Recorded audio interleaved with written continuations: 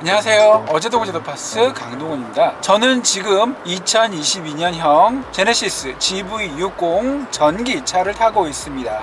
제가 몇 달 전에 GV60 AWD 퍼포먼스 차량을 시승하고 시승 관련 영상과 블로그 콘텐츠를 공개했었는데요. 당시에는 짧은 시승 시간 때문에 고속도로 주행을 못 해봤습니다. 특히나 아쉬운 게 당시에 시승했던 모델이 퍼포먼스 AWD 거의 400마력 가까이 되는 고출력 차량이다 보니까 고속도로에서 달리면서 부스터 모드를 계속 써보지 못한 게 조금 아쉬웠습니다만 잠깐 부스트 모드를 사용했을 때 가속도가 굉장히 높았어요. 재원상 정지에서 시속 100km까지 도달하는데 3.3초 정도, 정확한 정보는 자막을 참조하시고요. 스탠다드 모델 대비 굉장히 높은 퍼포먼스를 자랑하는 차량이었는데 아쉬웠습니다. 이번에 시승하는 차량은 스탠다드 후륜구동 모델이라서 부스터 모드가 없고요. 출력도 퍼포먼스 모델과는 조금 다릅니다. 대신 주행거리가 상대적으로 깁니다. 제원표상 451km로 400km가 안 되는 퍼포먼스 AWD 모델과는 비교가 안 될 정도인데요. 이 긴 주행거리를 이용해서 이번에는 고속도로를 타고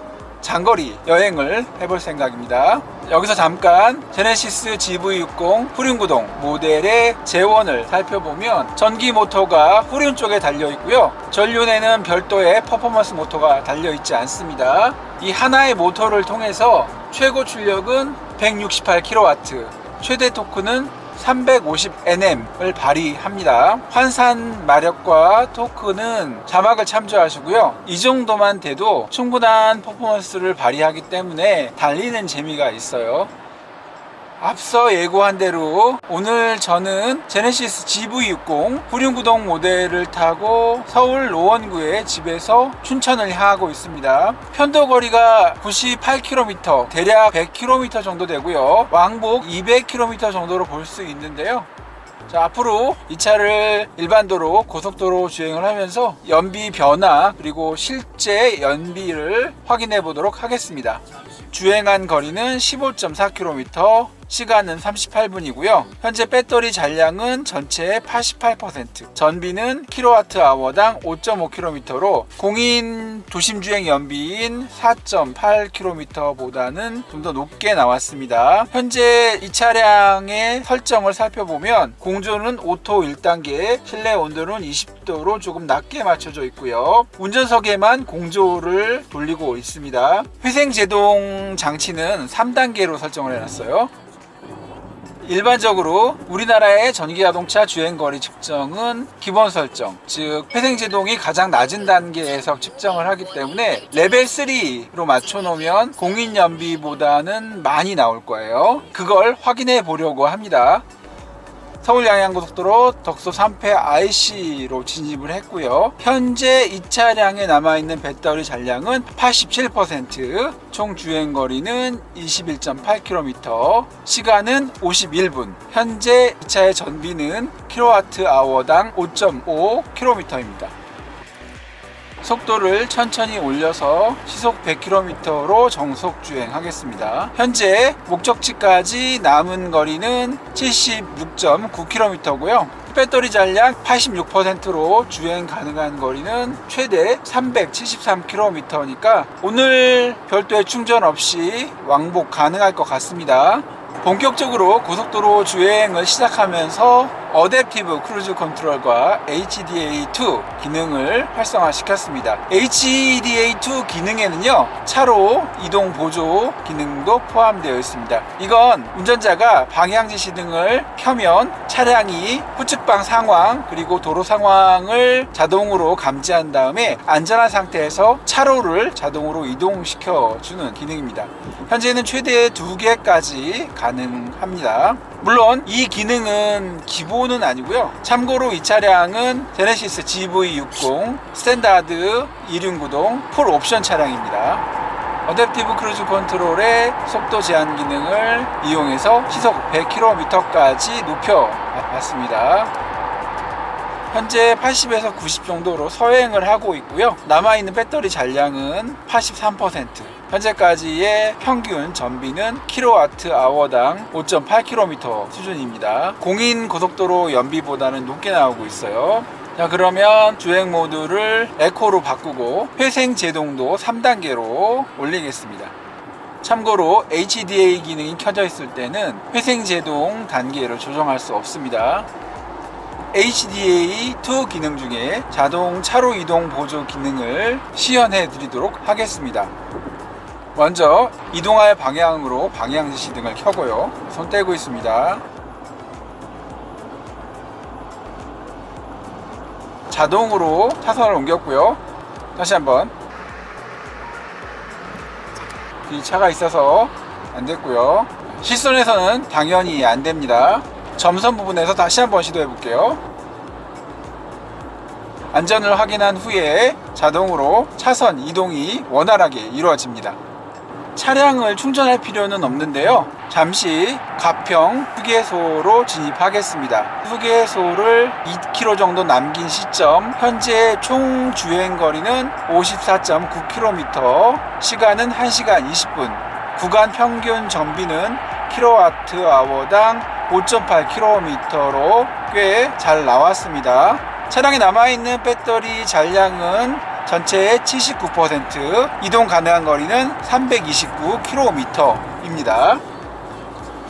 조금 전에 동산 톨게이트를 통과했고요. 지금까지 총 주행한 거리는 80km, 시간은 2시간이 넘었네요. 평균 전비는 kWh당 5.6km. 제가 중간에 스포츠 모드로 조금 속도를 내봤더니 전비가 많이 떨어졌습니다. 현재 이 차량에 남아있는 배터리 잔량은 전체의 74%, 주행 가능한 거리는 331km인데요. 이 수치가 앞서 알려드린 것과는 조금 달리 많아졌어요. 왜 그러냐면 현재 에어컨을 완전히 꺼놓은 상태이기 때문에 그렇습니다. 만약에 여기서 에어컨을 켜보면 어떻게 될까요? 설정 온도는 20도, 오토 1단계에 공조기를 켜봤는데요. 주행 거리는 331km에서 308km로 줄어들었습니다. 현재 주행 중인 도로는 중앙고속도로고요. 조양 IC에서 춘천 IC 방향으로 이동하고 있습니다. 목적지인 춘천 구봉산 전망대까지는 17km가 남았습니다. 춘천 톨게이트로 가는 내리막길을 가고 있고요. 여기서는 가속 페달과 브레이크를 밟지 않고 탄력 주행으로 내려가고 있습니다. 자, 이때 회생제동을 3단계 정도 쓰게 되면 차량 속도가 상당히 많이 떨어져요. 레벨 0, 1, 2, 3을 적절히 쓰면서 에너지 효율을 높이면서 춘천 IC까지 내려왔습니다. 춘천 IC 통과했고요. 약 3km 구간의 내리막길을 탄력주행으로 주행하다 보니까 그 잠깐 동안에 구간 연비가 kWh당 0.3km나 증가됐습니다. 목적지인 춘천 구봉산 전망대에 거의 도착을 했어요. 약 2km가량 남았는데요. 현재 총 주행한 거리는 99.8km, 거의 100km네요. 시간은 2시간 20분. 구간 전비는 kWh당 5.9km 선방했네요. 현재 이 차량에 남아있는 배터리 잔량은 전체의 70%, 주행 가능한 거리는 295km로 나오네요. 참고로 현재 에어컨은 오토 1단계, 실내 온도는 20도로 맞춰져 있고요. 운전자 쪽에만 공조가 진행 중입니다. 이번에는 서양댐 입구까지 주행해 보겠습니다. 제네시스 GV60에 탑재되어 있는 카카오와의 인공지능 음성 명령을 이용해서 목적지 설정을 해 보겠습니다. 소양강댐.